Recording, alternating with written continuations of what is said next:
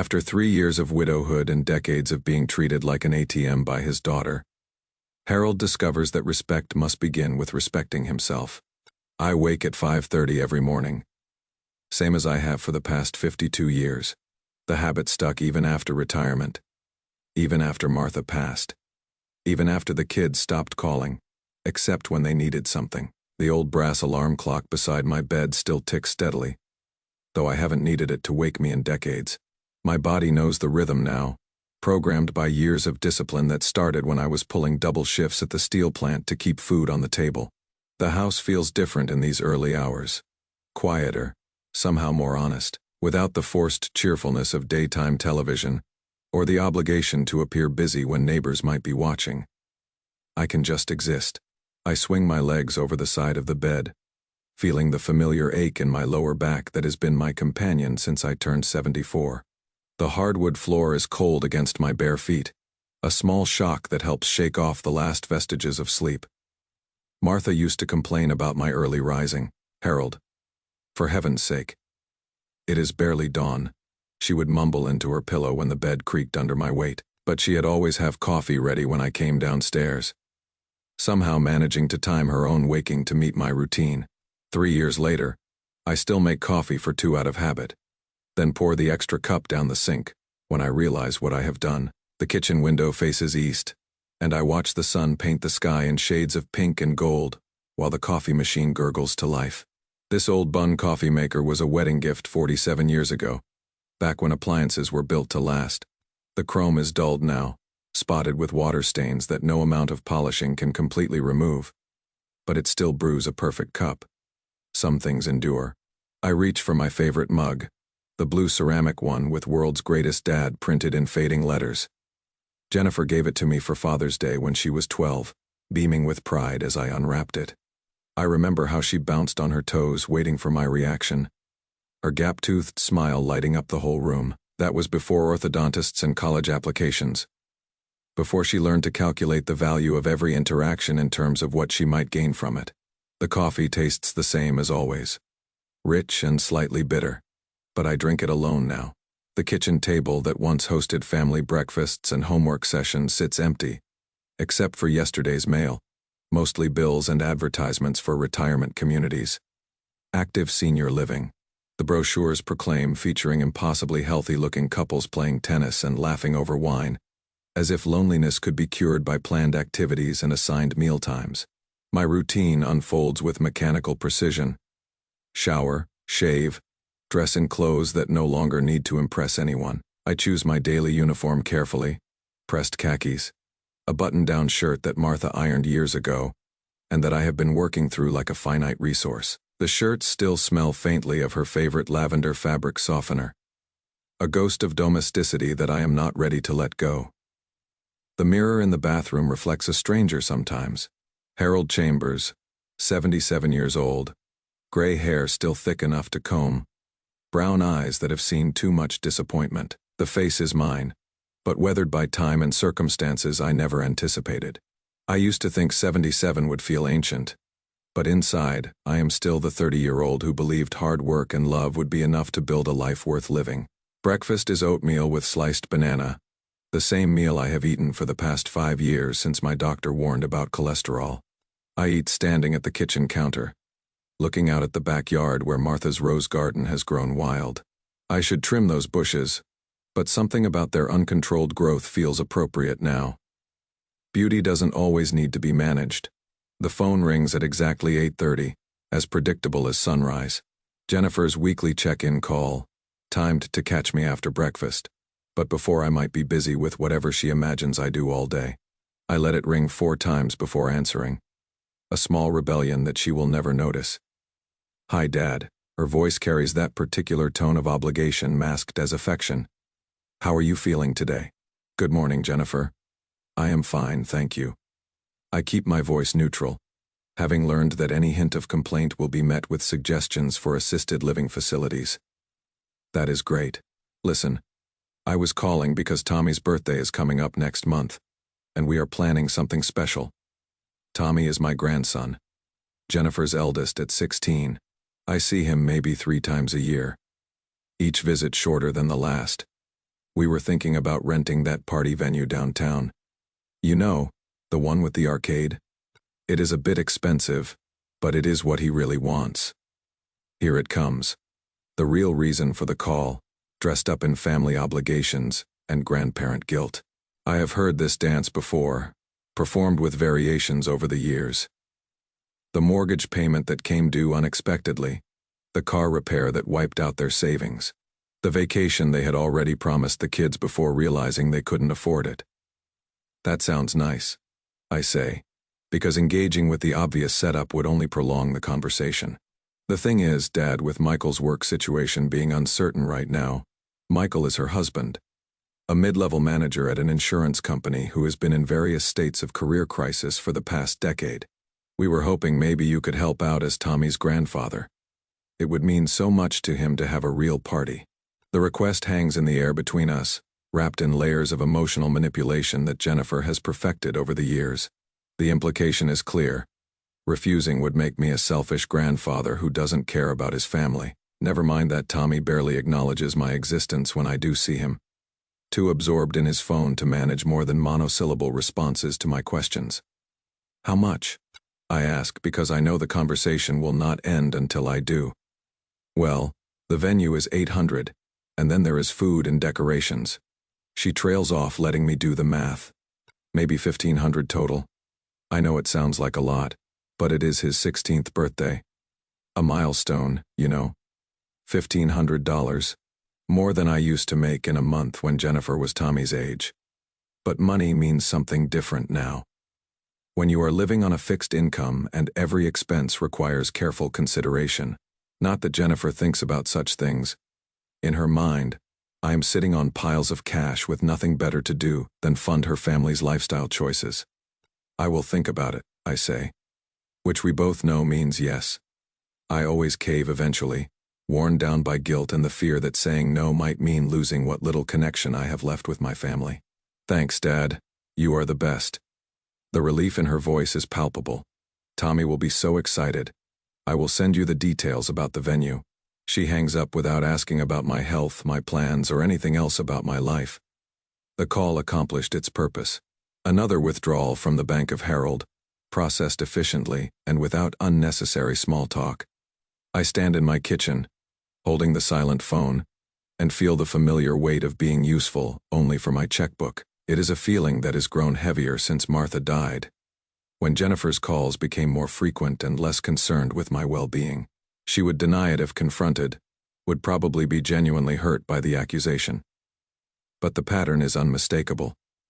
The rest of my morning unfolds with practiced routine. I read the newspaper from front to back. A habit from an era when news was something you consumed once daily, rather than in constant streams of anxiety-inducing updates. The obituaries have become a regular stop. Not out of morbid curiosity, but from the sobering recognition that I know more names on those pages with each passing year.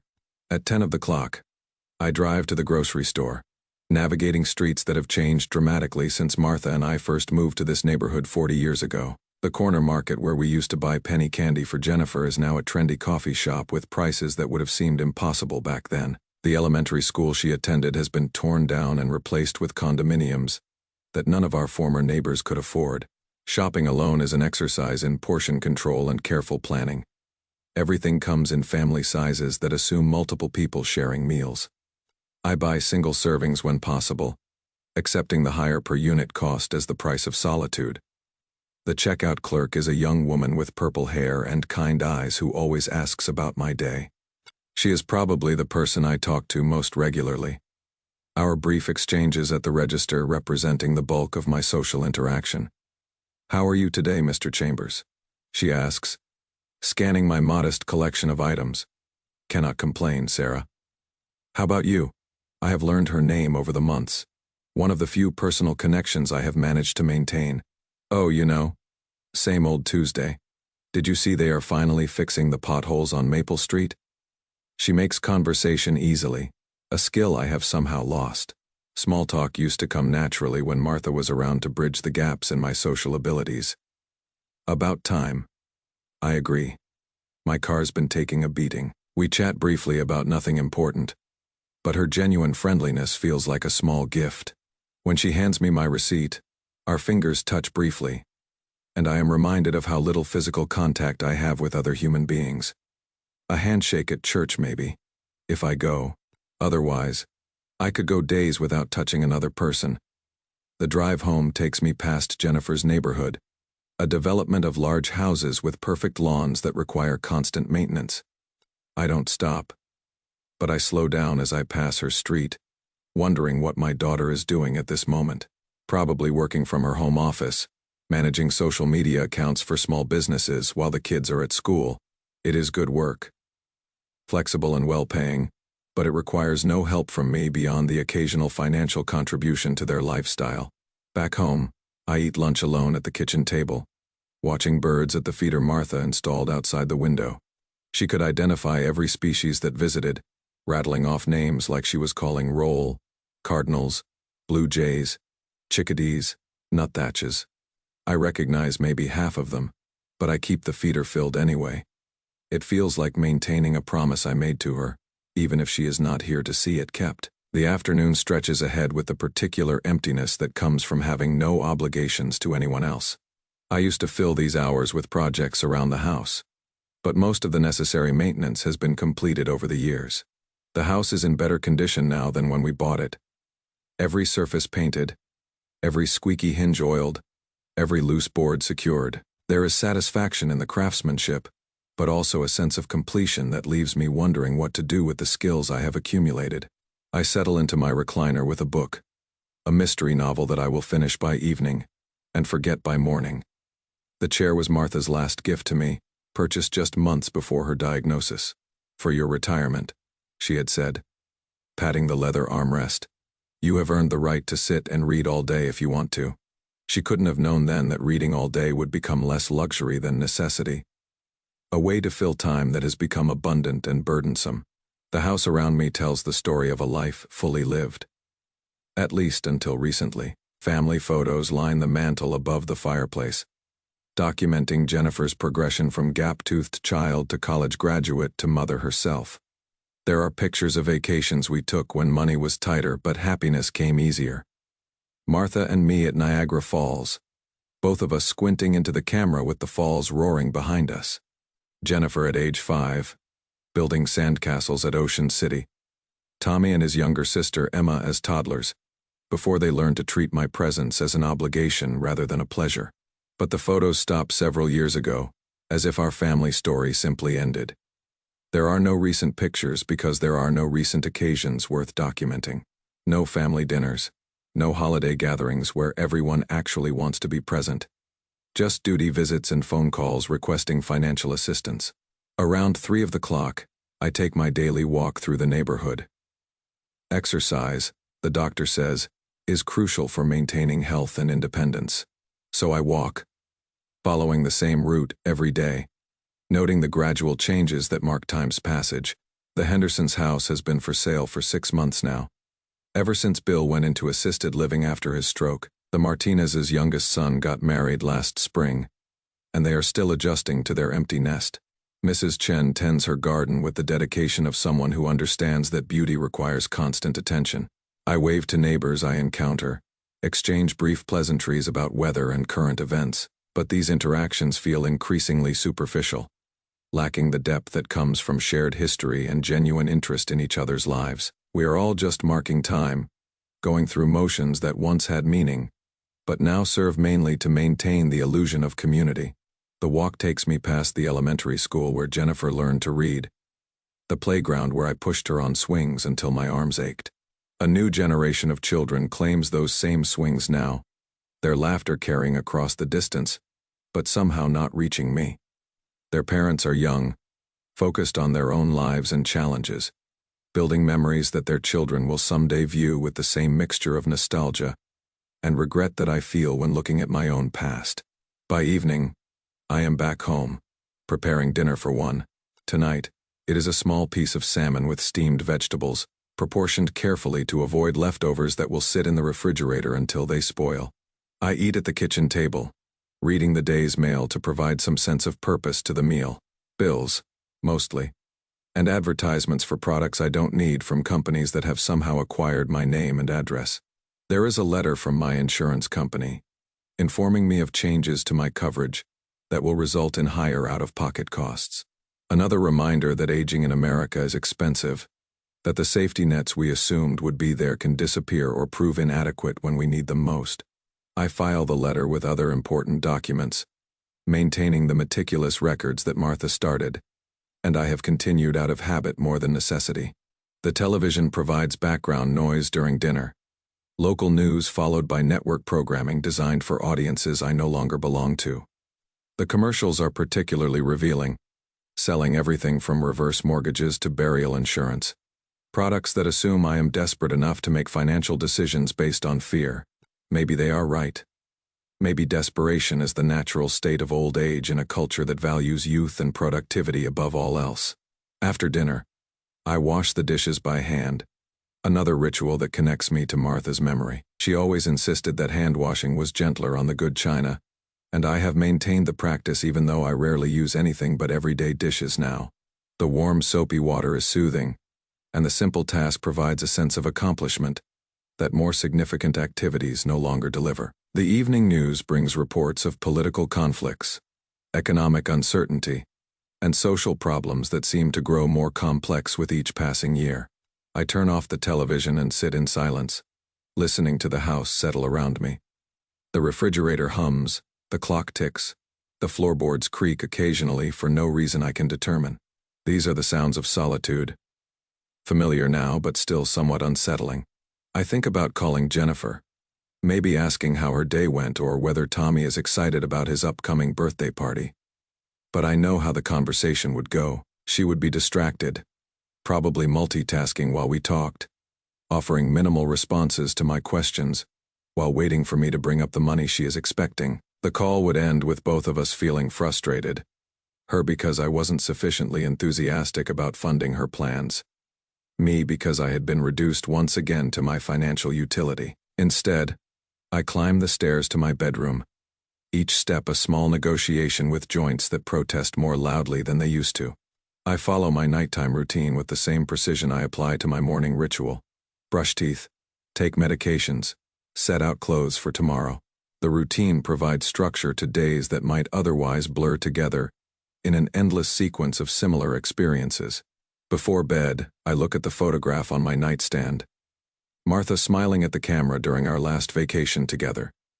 We had gone to Maine, staying in a bed and breakfast overlooking the ocean.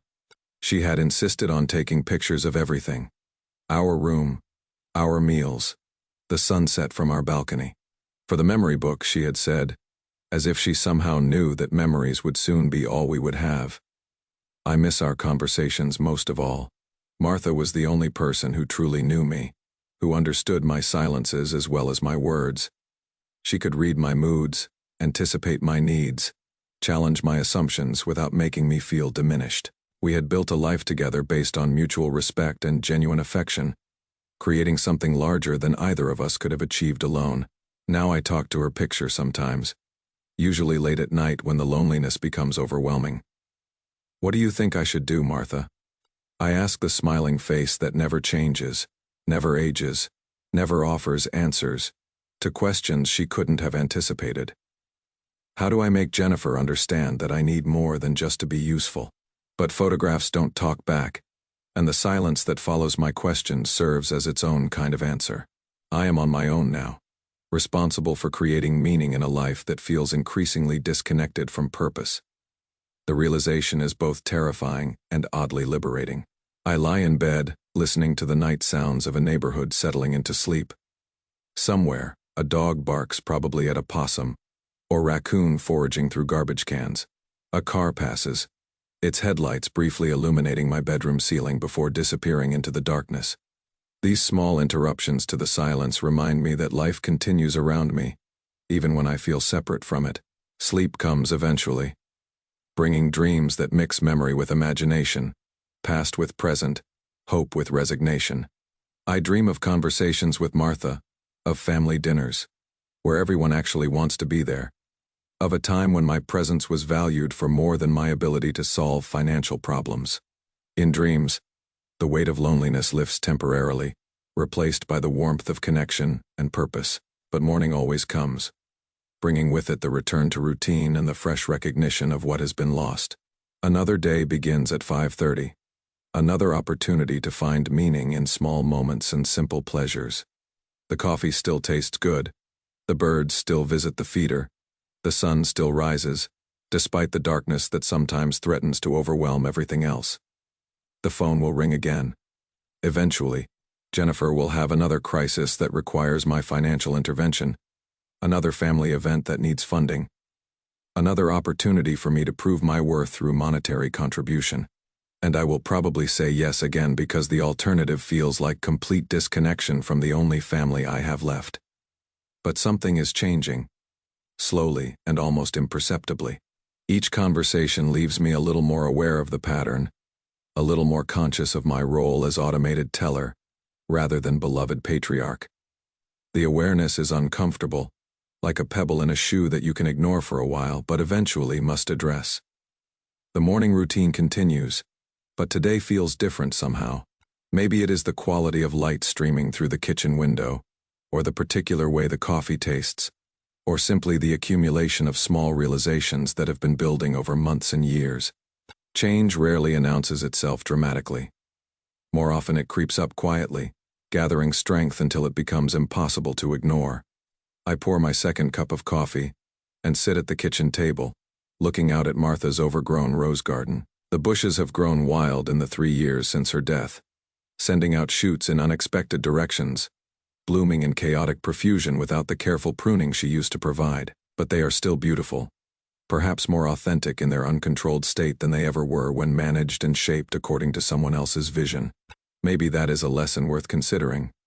Maybe some things are better when they are allowed to grow according to their own nature, rather than being constantly trimmed and shaped to meet other people's expectations. Maybe even old men can learn to bloom on their own terms. The thought surprises me with its audacity. For most of my adult life, I have defined myself in relation to other people's needs.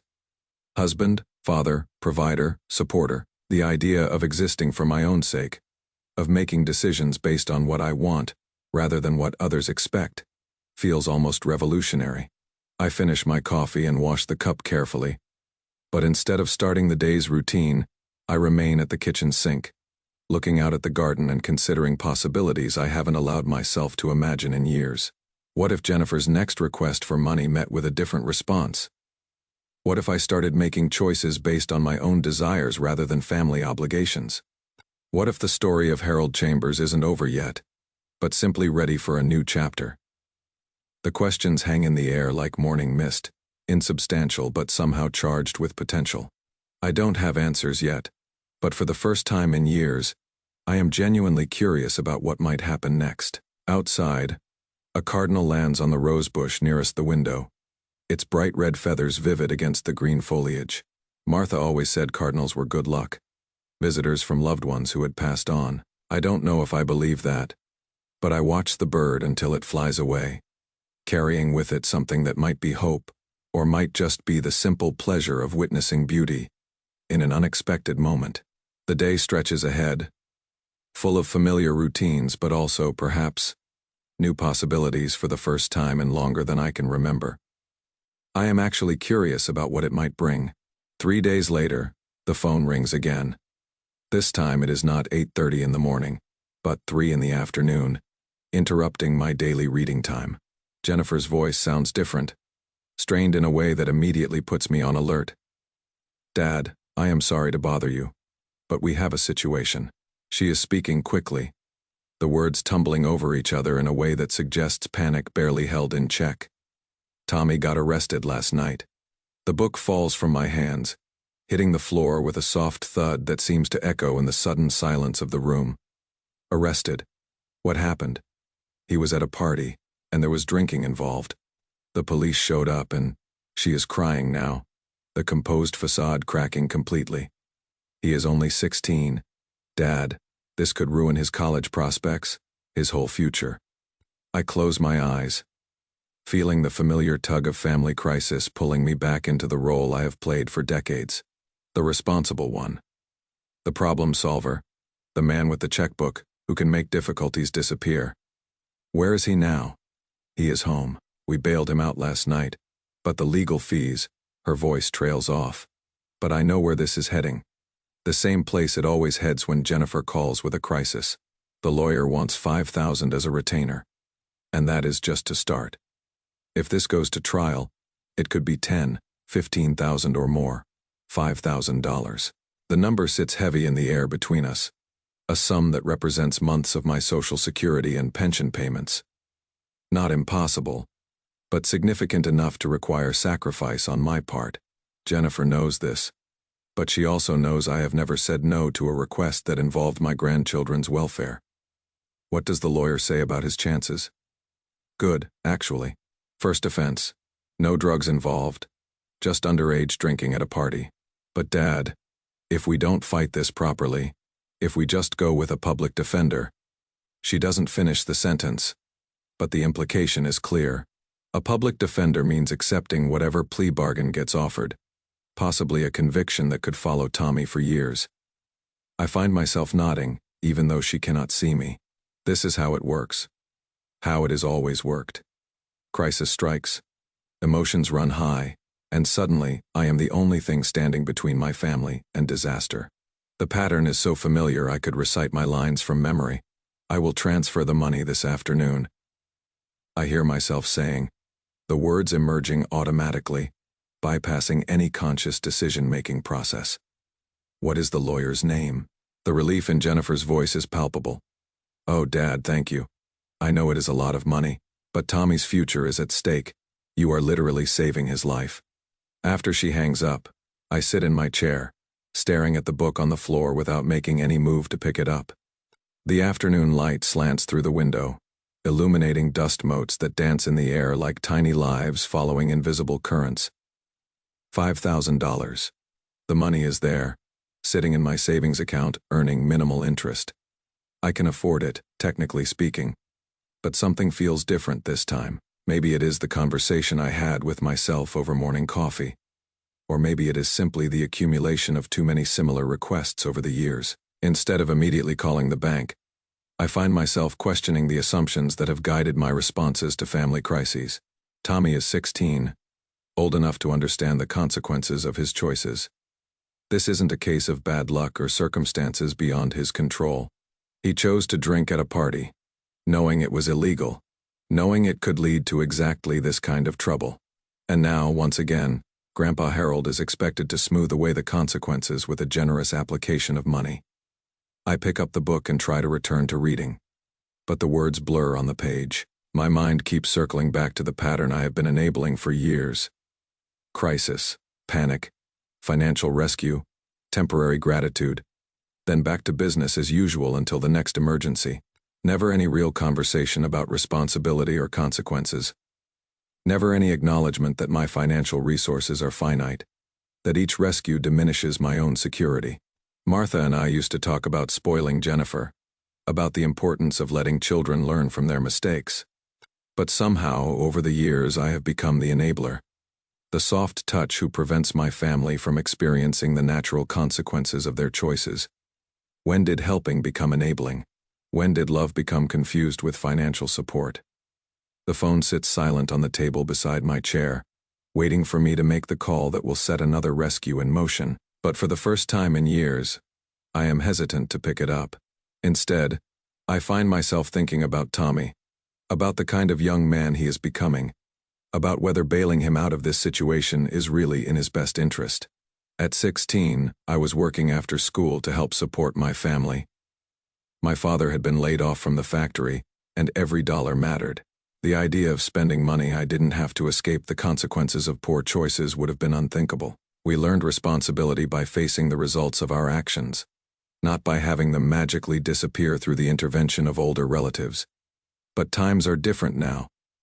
I remind myself, the stakes seem higher, the consequences more severe. A criminal record could indeed follow Tommy for years, affecting college admissions, job prospects, his entire future trajectory.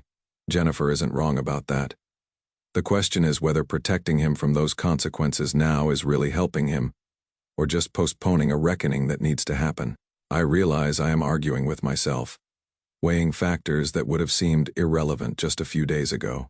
The old Harold would have already made the call, would have seen his grandson's crisis as an opportunity to prove his value to the family. But something has shifted in my perspective.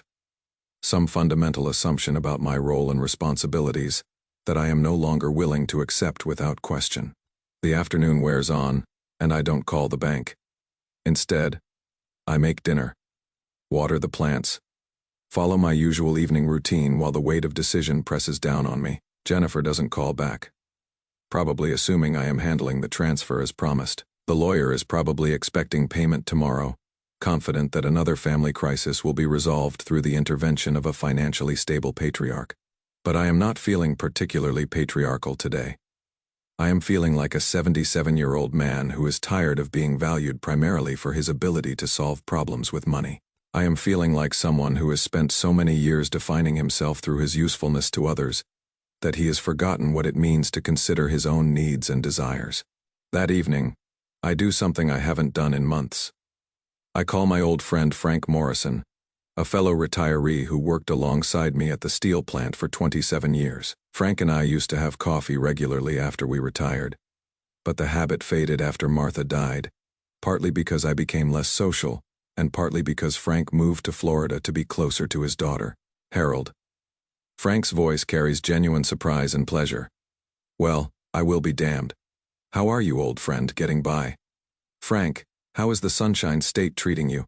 Cannot complain. Golf every morning. Fishing in the afternoons. And Helen's got me learning to play bridge. Never thought I would be a card player. But it beats sitting around waiting for something interesting to happen." He pauses. "How about you? How is Jennifer and the kids?" It is a simple question. The kind of polite inquiry that friends make about each other's families, but it opens something in me that has been locked away for too long. I find myself telling Frank about Tommy's arrest, about Jennifer's call, about the familiar pattern of crisis and financial rescue that has come to define my relationship with my family. $5,000. Frank whistles low. That is serious money. "What are you going to do?" "I don't know," I admit, and the words feel strange in my mouth. When was the last time I allowed myself to be uncertain about a family crisis? I have always just written the check before, but this time you are wondering if you are really helping or just enabling. Frank finishes for me. "I have been there, Harold. Different circumstances, but the same basic question." He tells me about his own struggles with his daughter Lisa, who had developed a gambling problem that nearly destroyed her marriage. For years, Frank had bailed her out, paying off credit cards and loans, always with the promise that this time would be different. It wasn't until he finally said no, until he let her face the consequences of her choices, that she hit rock bottom and sought real help. "Hardest thing I ever did," Frank says, watching her struggle, knowing I could write a check and make it all go away. But the money wasn't fixing the problem, Harold, it was just postponing it. We talk for over an hour, and by the time I hang up, something has crystallized in my thinking. The $5,000 isn't really about Tommy's legal fees. It is about the kind of relationship I want to have with my family. About whether I am going to continue enabling a dynamic that reduces me to a source of emergency funding. I sleep poorly that night. Dreams filled with images of Tommy in handcuffs, Jennifer crying, Martha shaking her head in disappointment at my selfishness. But when I wake at 5:30, I know what I am going to do. The phone call to Jennifer is the hardest conversation I have had in years. "Dad, did you transfer the money?"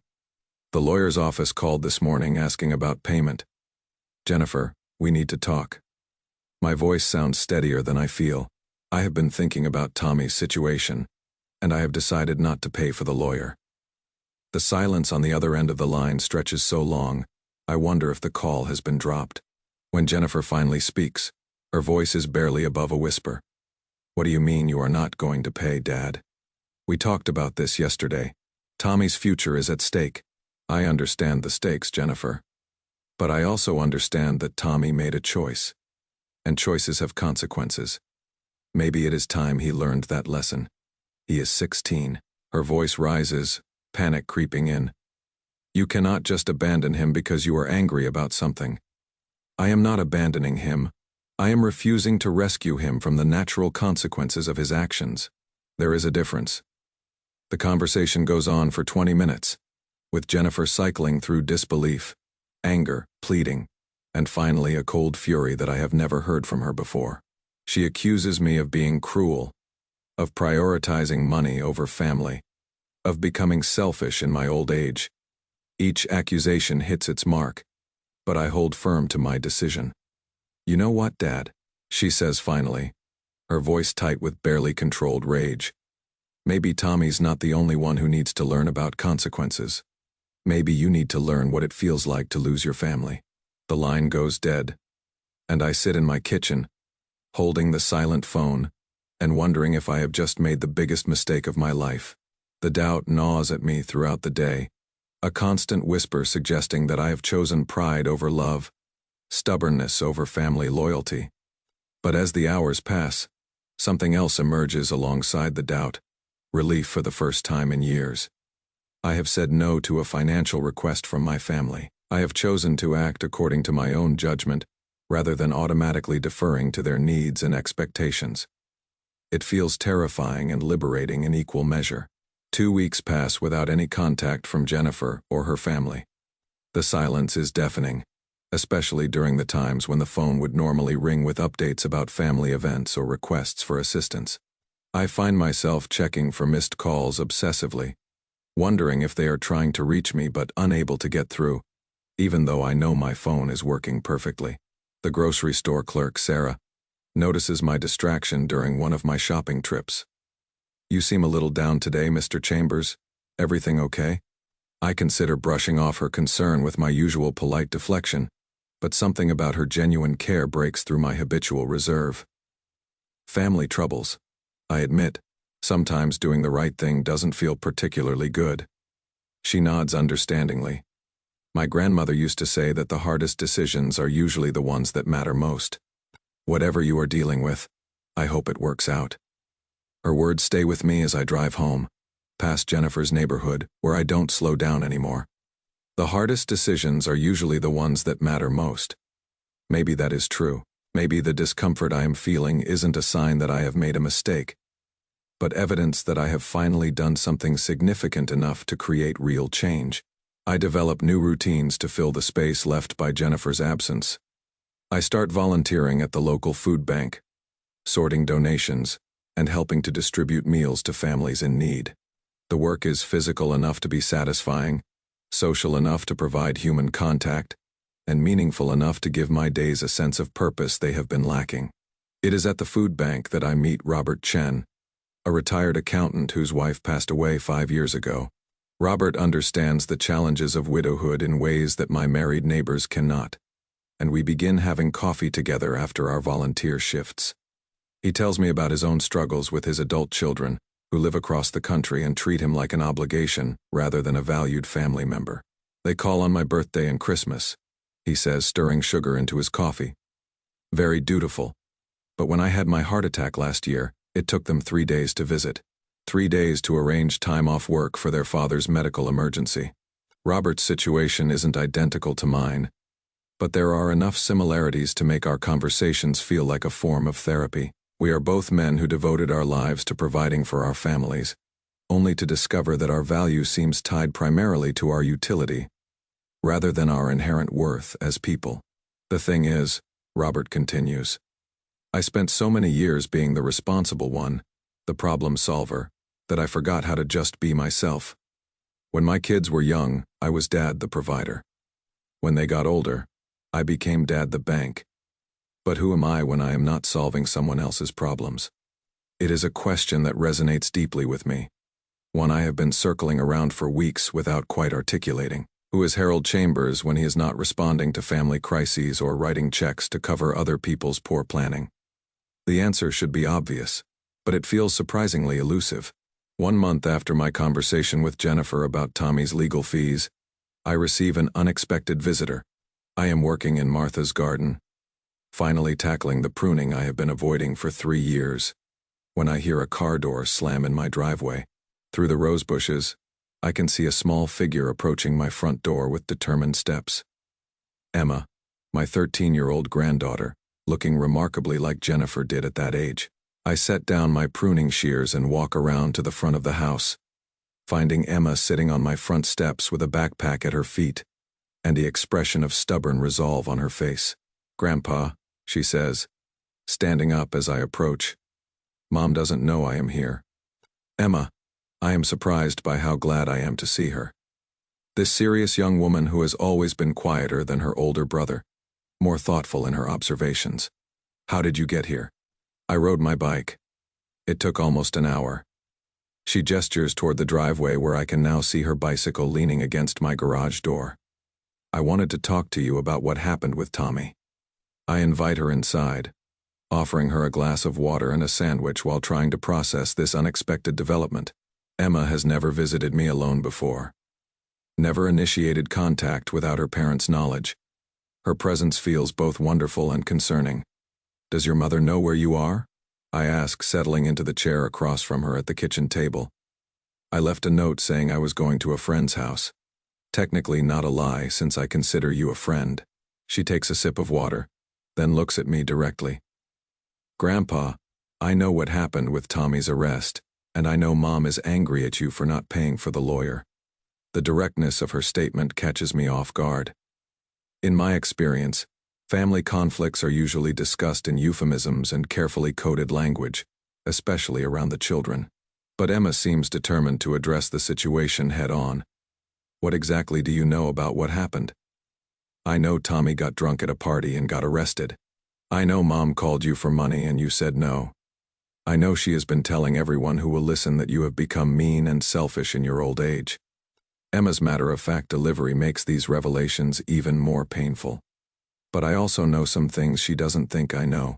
She opens her backpack and pulls out a notebook, the kind teenagers use for school assignments. But instead of homework, this one seems to contain carefully written observations and dates. "I have been keeping track," Emma says, opening the notebook and scanning her entries. "Over the past 2 years, you have given our family money 17 times. Car repairs, vacation expenses, emergency room visits, school fees, birthday parties, Christmas gifts we couldn't afford." The amounts range from $300 to $2,500. I stare at her, amazed by both her organizational skills and her awareness of family finances that her parents clearly thought they were hiding from her. "Emma, you shouldn't be worrying about these things. But I do worry about them. I worry about how Mom always seems stressed about money, and how she always seems to think the solution is calling you. I worry about how Dad gets angry whenever your name comes up because he knows we cannot afford our lifestyle without your help. And I worry about you, Grandpa, because nobody ever asks what you want or how you are doing." Her words hit me with unexpected force. This 13-year-old girl has articulated something that I have been struggling to understand about my family dynamics. She has seen patterns that the adults have either ignored or deliberately overlooked. "What do you think I should have done about Tommy's situation?" Emma closes her notebook and looks thoughtful. "I think you did the right thing. Tommy screwed up, and he should have to deal with the consequences. If you always bail him out, he will never learn to make better choices." She pauses, then adds, "Besides, a public defender isn't the end of the world. Lots of people get good representation that way." Her pragmatic assessment surprises me. At 13, she seems to have a clearer understanding of personal responsibility than her 16-year-old brother, or her 45-year-old mother. "Your mother is very upset with me," I tell her. "She thinks I am prioritizing money over family." Mom is upset because her easy solution disappeared. Emma replies with the brutal honesty that only teenagers can manage. "She is used to calling you whenever we have a problem. And now she actually has to figure out how to handle things herself." We talk for another hour, and I am struck by Emma's insight into our family dynamics. She has been observing and analyzing the patterns of dependence and enabling that I have only recently begun to recognize. Her visit feels like a gift, a reminder that not everyone in my family sees me solely as a source of financial support. When it is time for her to leave, Emma gives me a hug that lasts longer than usual. "I am proud of you for saying no, Grandpa. I know it was hard, but sometimes the people you love need you to be strong enough to disappoint them." After she leaves, I find myself thinking about her words and wondering how a 13-year-old developed such wisdom about family relationships. Perhaps it is precisely because she has been observing from the periphery, not yet fully caught up in the adult dramas and financial pressures that cloud judgment. That evening, I receive a call from Michael, Jennifer's husband. His tone is formal, businesslike, the voice he probably uses with difficult clients at his insurance agency. "Harold, I think we need to have a conversation about what happened with Tommy's legal situation." "I am listening," I say, settling into my chair and preparing for another round of arguments about my obligations to the family. "Jennifer is very hurt by your decision not to help. She feels like you abandoned Tommy when he needed you most." Michael's tone is carefully controlled, but I can hear the underlying tension. "I have to tell you, this has put a real strain on our marriage. We ended up taking out a loan against the house to pay for the lawyer." A loan against the house. The implications of this hit me immediately. Instead of allowing Tommy to face the consequences of his actions, they have mortgaged their home's equity to hire expensive legal representation. The financial pressure I was supposed to alleviate has simply been transferred to a different source, with potentially more serious long-term consequences. "I am sorry to hear about the strain on your marriage," I say carefully. "But I stand by my decision. Tommy made a poor choice, and learning to deal with consequences is part of growing up. He is 16. Harold, 16-year-olds make mistakes.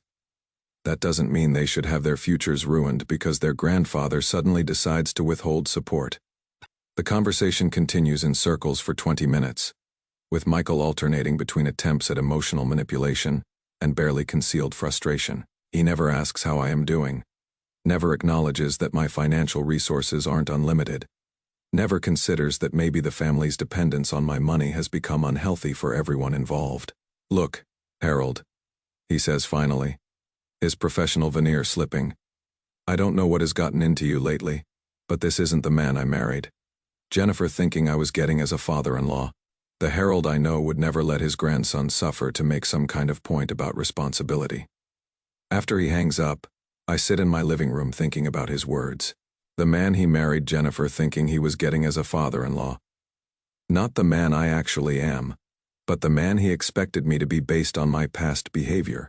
A man whose primary value lay in his ability to solve financial problems and smooth over difficulties with timely applications of money. Maybe that has been the problem all along. I have played that role so consistently, so reliably, that my family has forgotten I am a complete person with my own needs, feelings, and perspectives. I have become a character in their lives rather than the complex individual I actually am. The next morning brings another unexpected development. I am reading the newspaper over coffee when the doorbell rings. Through the front window, I can see a police car in my driveway, and my first thought is that something has happened to Jennifer or one of the children. I open the door to find a young officer with a clipboard and a slightly embarrassed expression. "Mr. Chambers, I am Officer Rodriguez. I have a wellness check request for this address. Your daughter called and asked us to make sure you are okay." A wellness check. Jennifer has called the police to check on my mental state, presumably because my refusal to pay Tommy's legal fees has convinced her that I am suffering from some kind of cognitive decline or psychological crisis. "I am fine, Officer Rodriguez. As you can see, I am up and dressed and coherent." I invite him in, offering coffee while explaining the family situation that prompted his visit. He listens politely, clearly recognizing this as the kind of family dispute that doesn't require police intervention. "Your daughter seemed genuinely concerned," he says diplomatically. "She mentioned that you have been acting out of character lately, making decisions that don't align with your usual behavior, acting out of character by setting boundaries and considering my own interests." I clarify. "Officer, I appreciate my daughter's concern, but I assure you that I am of sound mind and body. I have simply decided to change some long-standing patterns in my family relationships." After Officer Rodriguez leaves, apparently satisfied that I am not suffering from dementia or depression, I find myself both amused and saddened by Jennifer's response to my new assertiveness. Rather than accepting that I might have legitimate reasons for my decision, she has chosen to interpret my behavior as evidence of mental decline. The incident crystallizes something I have been feeling but haven't fully articulated. My family doesn't really know me anymore.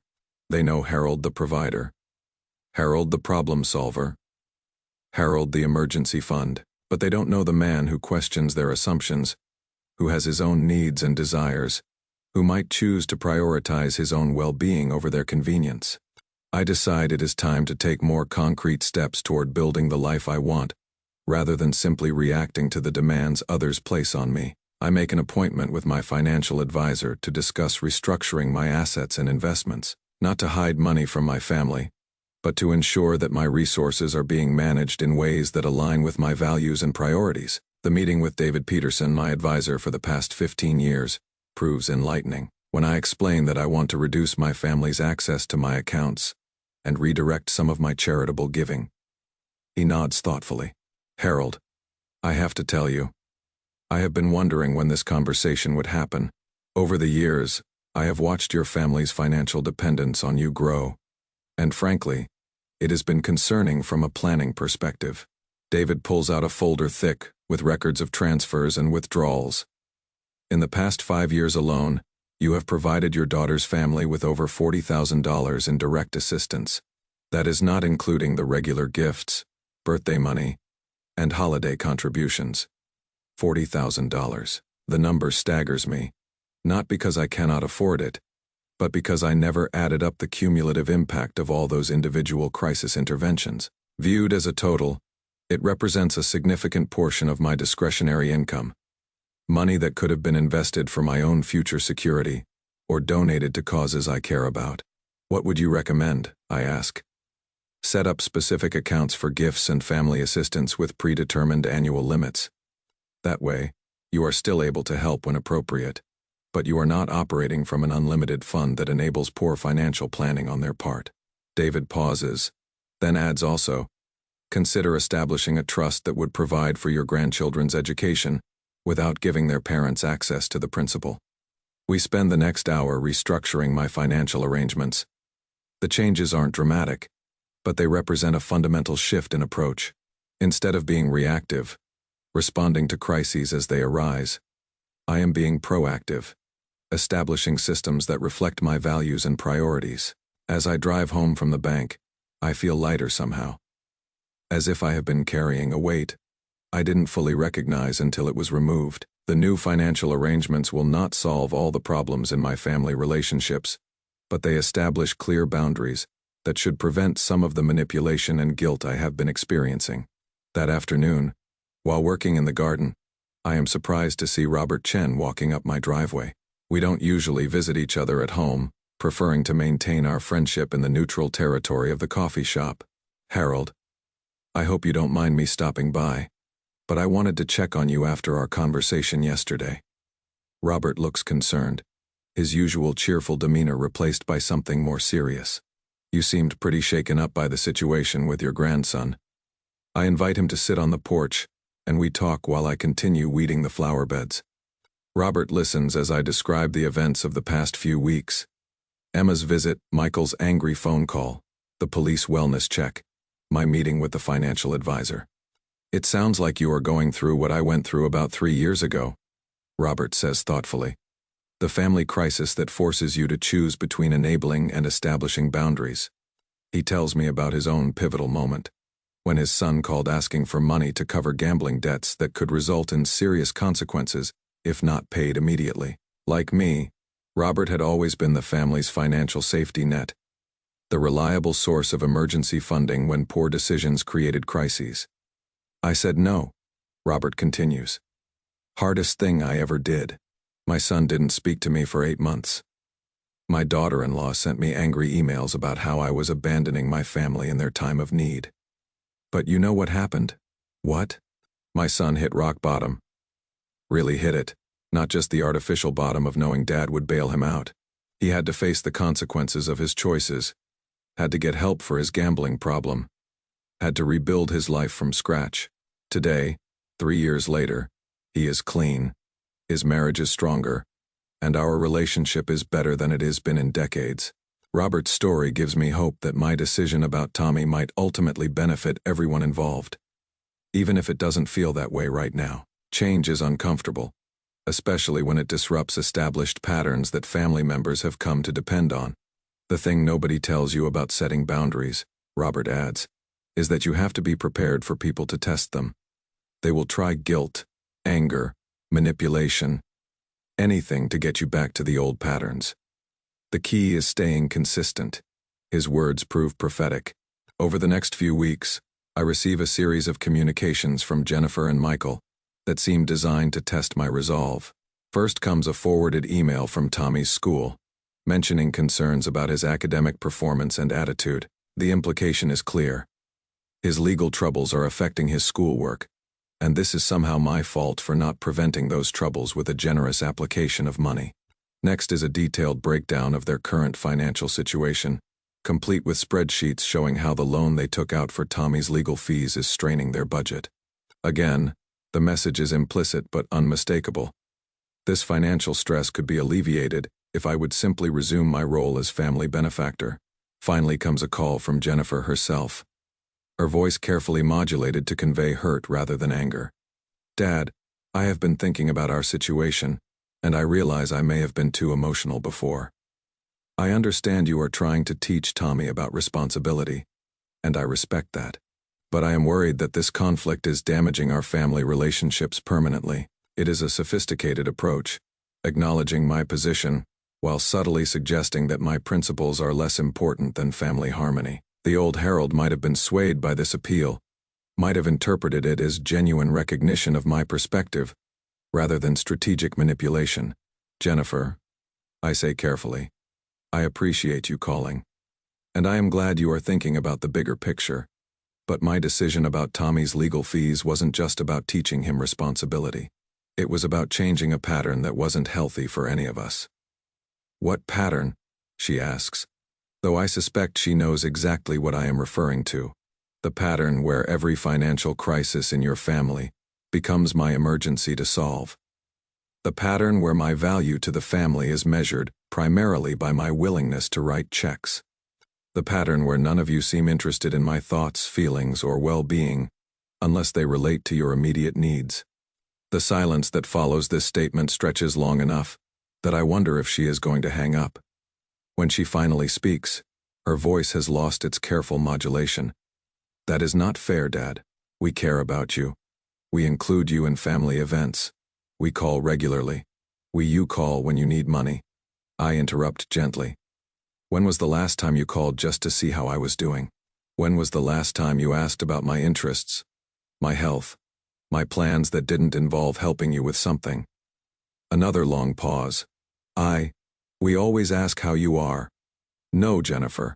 You ask if I am fine. And when I say yes, you move on to the real reason for your call." There is a difference between polite inquiry and genuine interest. The conversation ends without resolution, but something important has been articulated. I have named the dynamic that has been troubling me for years, the reduction of my identity to my utility. Whether Jennifer understands or accepts what I have said remains to be seen, but at least it has been said. 2 weeks later, I receive news that puts everything in perspective. Tommy's case has been resolved through a plea agreement arranged by the public defender. He will perform community service and attend alcohol education classes, but he will not have a criminal record that follows him for life. The expensive lawyer his parents hired turned out to be unnecessary. The public defender achieved essentially the same outcome at no cost to the family. I learn this not from Jennifer or Michael but from Emma, who calls me on a Saturday afternoon with an update on her brother's situation. "Grandpa, I thought you would want to know that Tommy's case got settled. He has to do 40 hours of community service and go to some classes about drinking. But that is it. No permanent record or anything. How is he handling it?" "Actually, better than I expected. The community service is at the animal shelter, and he really likes working with the dogs. He is talking about maybe studying veterinary medicine in college." Emma pauses, then adds, "He told me last week that he was glad you didn't bail him out. He said it made him realize he needed to grow up and start taking responsibility for his choices." Tommy's unexpected maturity surprises me, but it also validates my decision in a way that feels deeply satisfying. The consequences I insisted he face, The ones that seemed so harsh to his parents have actually contributed to his personal growth. Sometimes the most loving thing you can do for someone is refuse to protect them from the results of their actions. Has your mother mentioned any of this to you? I ask Emma. Not really. She is still pretty angry about the whole thing, but Dad seems to be coming around. He mentioned the other day that maybe it was good for Tommy to learn that actions have consequences. After talking with Emma, I find myself reflecting on the changes that have occurred over the past few months. My relationship with Jennifer remains strained, possibly permanently altered by my refusal to continue enabling her family's financial irresponsibility. But my relationship with Emma has deepened, and even Tommy seems to be developing into a more thoughtful young man. The trade-offs aren't simple or entirely comfortable. There is real loss involved in setting boundaries with family members who have grown accustomed to unlimited access to your resources. But there is also real gain in being seen as a complete person, rather than just a source of emergency funding. I am learning to live with the discomfort of disappointing people I love, when their expectations conflict with my own well-being. It is a difficult lesson for someone who spent most of his adult life defining success in terms of his ability to meet other people's needs. As autumn arrives, I establish new routines that reflect my changing priorities. I increase my volunteer work at the food bank, taking on additional responsibilities that use my organizational skills and management experience. I join a hiking group for seniors, rediscovering my love for the outdoors that got lost somewhere in the years of domestic obligations and family crises. Most importantly, I begin to see myself differently. Instead of Harold the provider or Harold the problem solver, I am simply Harold, a man with his own interests, opinions, and boundaries. It is an identity that feels both foreign and increasingly comfortable. The transformation isn't complete, and probably never will be. 77 years of established patterns don't change overnight, but for the first time since Martha died, I feel like I am living my own life, rather than simply reacting to other people's demands and expectations. On a crisp October morning, as I am preparing for a hiking trip with my new group, the phone rings. The caller ID shows Jennifer's number, and I hesitate before answering. Our last few conversations haven't gone well, and I am not sure I am ready for another round of guilt and manipulation. "Hi, Jennifer," I say, keeping my voice neutral. "Dad, She starts to speak, then stops. When she continues, her voice sounds different, less certain than usual. "I wanted to call and tell you that you were right about Tommy. The public defender worked out fine, and he is actually doing really well with the community service. He seems more mature lately, more responsible." It is as close to an apology as I am likely to get from Jennifer, and I accept it in the spirit I hope it is offered. I am glad to hear he is doing well. Emma told me he is thinking about veterinary school. Yes, working at the animal shelter has really sparked his interest. Jennifer pauses, then adds, "Dad, I know things have been difficult between us lately. I have been thinking about what you said, about the pattern of our relationship, and I realize you might have a point." The conversation that follows isn't a complete reconciliation, but it is a beginning. Jennifer acknowledges that she has relied too heavily on my financial support, and I acknowledge that I enabled that reliance by never setting clear boundaries. We agree to try to rebuild our relationship on a different foundation, one based on mutual respect rather than economic dependence. It is a tentative step forward, and I don't know where it will lead. Family relationships are complex, shaped by decades of accumulated habits and expectations that don't change easily.